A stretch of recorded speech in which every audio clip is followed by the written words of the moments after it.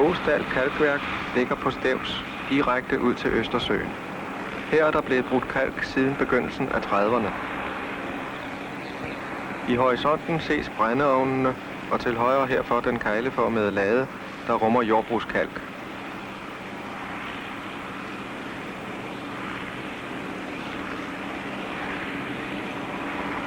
Her ser vi fra toppen af jordbrugskejlen mod de to gamle brændeovne fra 1936, som afløstes af de nuværende i 1949.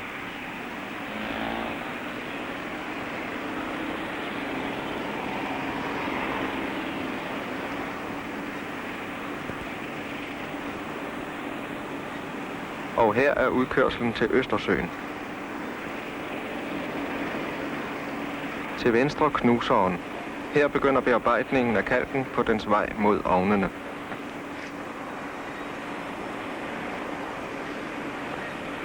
Fra knuseren transporteres kalken på bånd til sorterhuset, hvor den første harpning finder sted. Kalken går derfra dels til jordbrugsladen, dels til ovnene.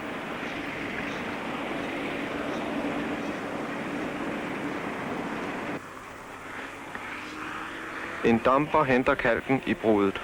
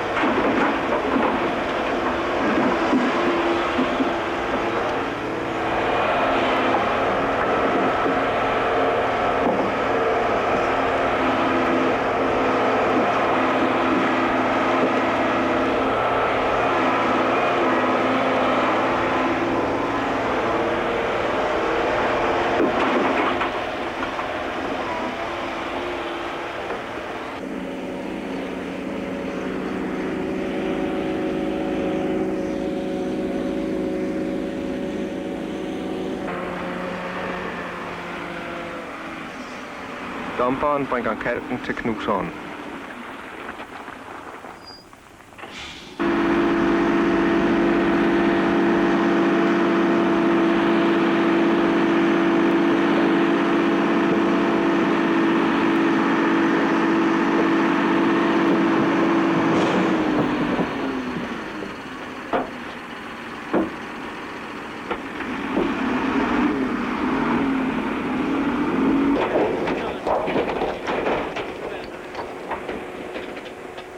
Mellem to stålvalser forknuses kalken for at lette den senere sortering.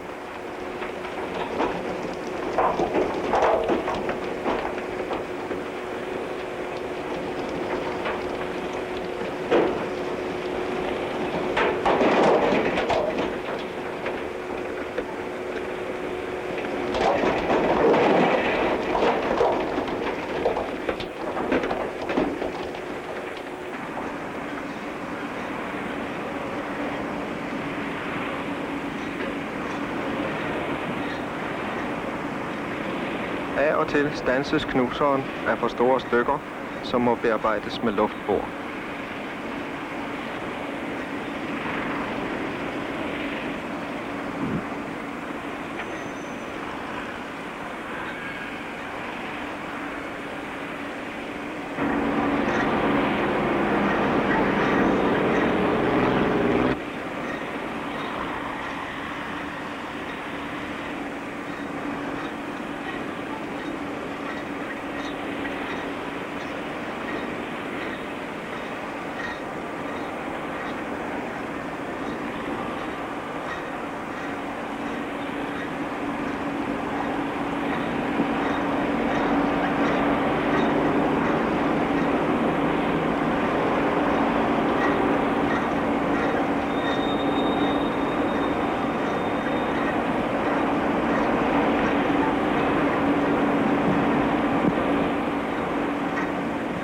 Fra knuseren transporteres materialet til sorterhuset.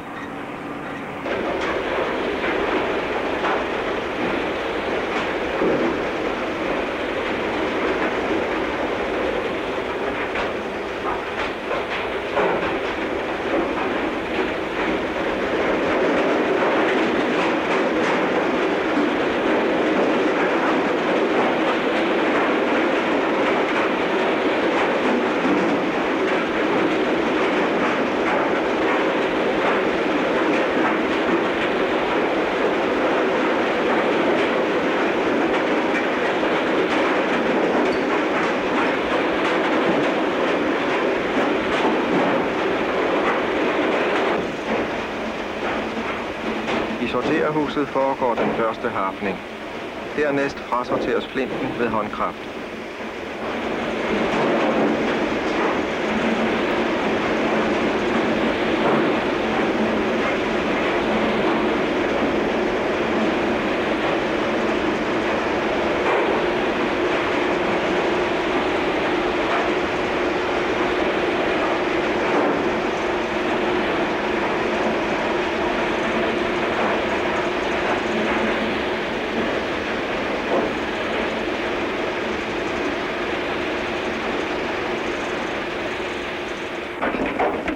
Materialet fra den første harpning består dels af kalksmuld, dels af kalk og flintstykker under 70 mm, som kun vil kunne sorteres optisk.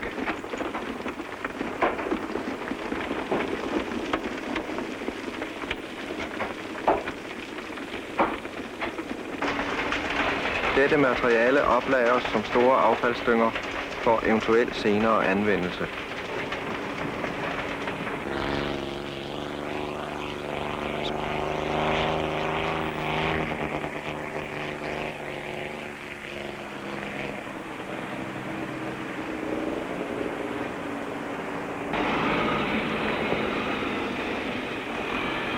Muldet fra første harpning går på transportbånd til den kegleformede lade.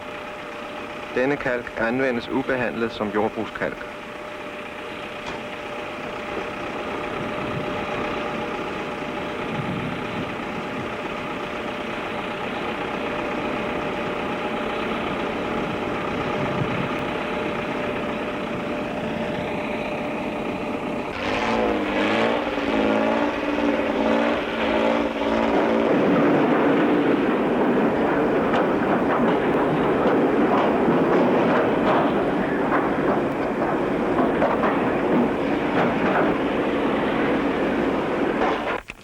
Flinten køres ud i Østersøen.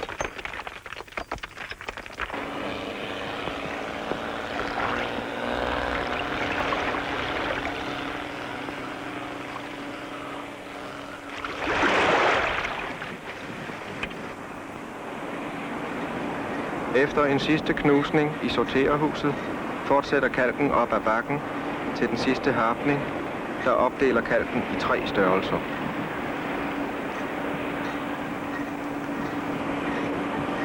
Et smuldet fra den sidste knusning går til en mølle, som maler det til fin jordbrugskalk.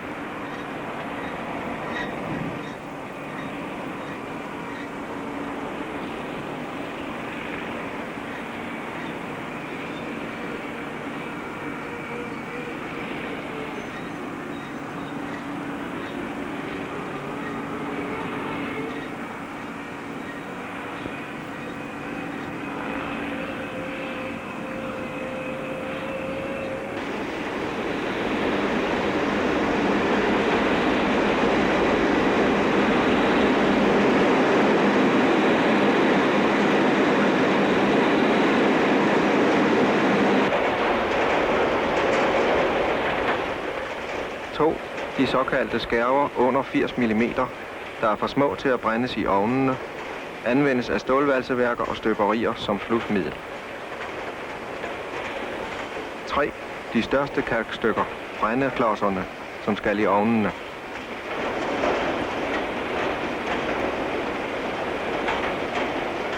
Det overdækkede transportbånd her i forgrunden ses på dette billede ude til højre. Det fører brændeklodserne til den store jernsilo foran ovnene. I bunden af siloen læsses elevatorspandene med brændeklodser.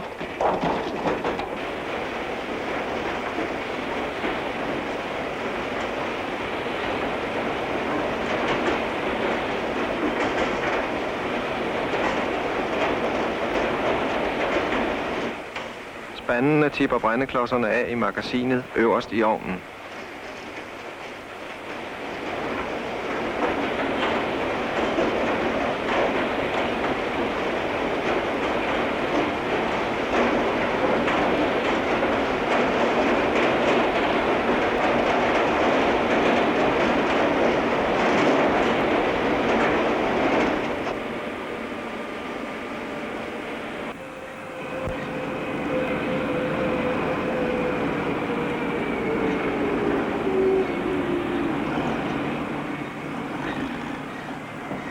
Ovnen er 32 meter høj og rummer 88 kubikmeter kalk.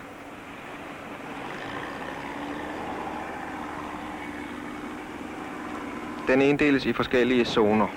Øverst magasinet, dernæst forvarmezonen, hvor kalken gradvist varmes op til 12-1300 grader.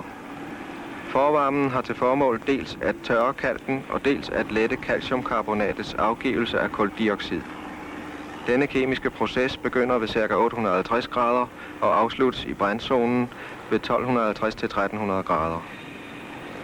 Efter at have passeret gennem kølezonen, trækkes den nu håndvarme kalk fra ovnen ved hjælp af vibratorer. Fra det rå kalk tippes ned i ovnen, til det tømmes ud som brændt kalk, går der cirka et døgn. Men kalken befinder sig kun få timer i brændzonen.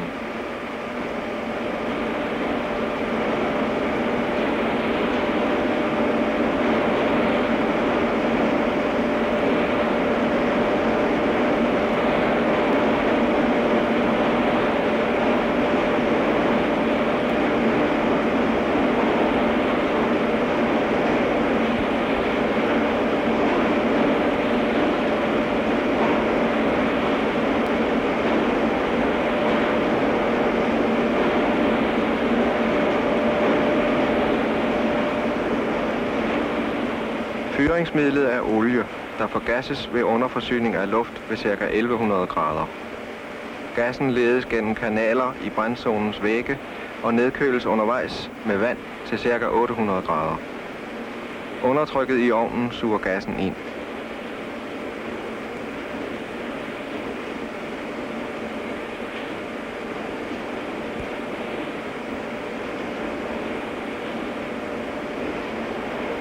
Her et kig ind i brændzonen gennem en gaskanal, hvor gasmængden kan reguleres ved at flytte en sten over gashullet.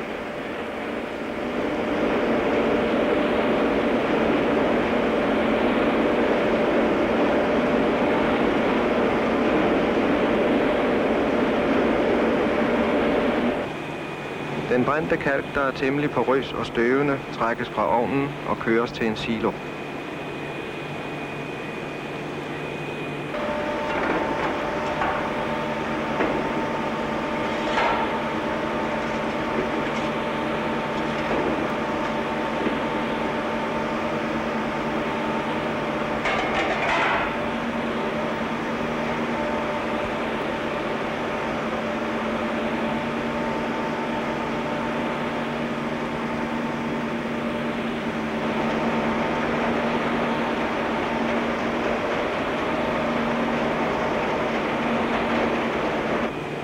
Hovedparten af den brændte kalk, som anvendes til forskellige formål i industrien, læsses her fra siloen.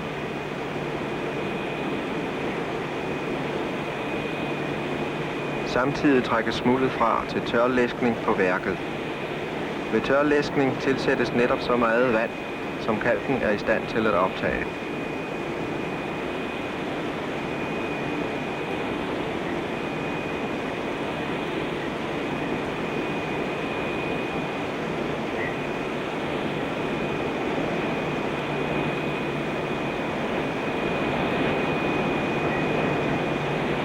Den brændte kalk kommer ned gennem tragten til højre og tilsættes vand gennem røret til venstre. Vandet og kalken blandes og går til læskekarret. Her optager kalken vandet under voldsom varmeudvikling. Den fine læskede kalk flyder ovenpå og ledes gennem en snegl til vindsigten. Her centrifugeres den fineste flintfri kalk fra, såkaldt specialkalk. Resten males på kuglemølle og vindsigtes på ny. Produktet kaldes hydratkalk.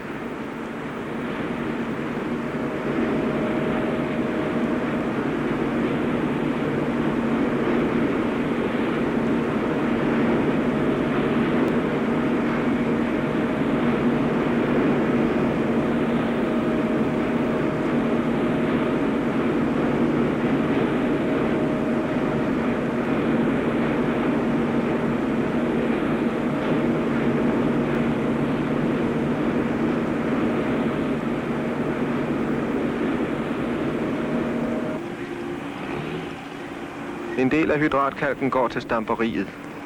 Her tilsættes den yderligere vand og stampes.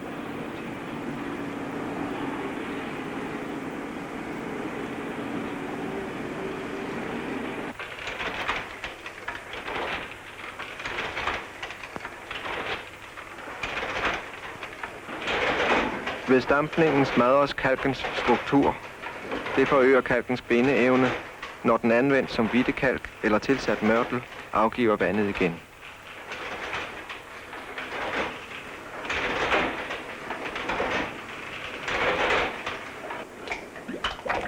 Den stampede kalk hældes over i store trækar, hvorfra en del af vandet fordamper, og noget siver ud gennem karvæggene.